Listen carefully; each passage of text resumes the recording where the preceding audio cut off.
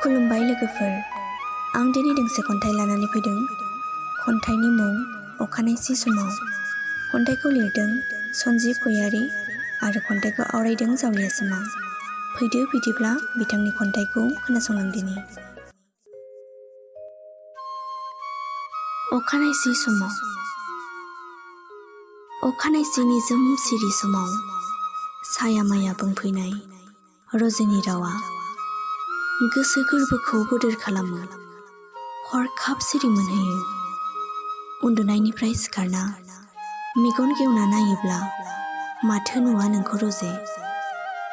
फैयो नों मानो सानफ्रामबो सोरांसिनि गुसु बारजों बिरफाना। नोंनि मिलौदो गोदै गाराङा आंनि गोसोखौ बोदोर खालामो। बिरफालाङो गोसोआ सिमां रायजोआव। फैगोन ना नों मोगथाङाव आंनि जिउनि देरायाव। नेनानै दं आं नोंखौनो अराय, जावलांनो जिउनि दिङाखौ। अखानायसि समाव नोंनि जंखायनाय मिनिखैरो मिनिस्लु मोखांखौ। बोरै बावगारनो नोंनि महरखौ, हानाय नङा थानो नोंनि अनगा। दाथासै नों सिमां जाना, फैदो मोगथां रायजोआव।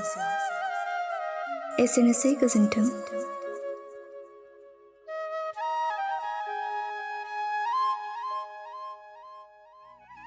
खन्थाइखौ मोजां मोनदोंब्ला लाइक, शेयार आरो कमेन्ट खालामदो।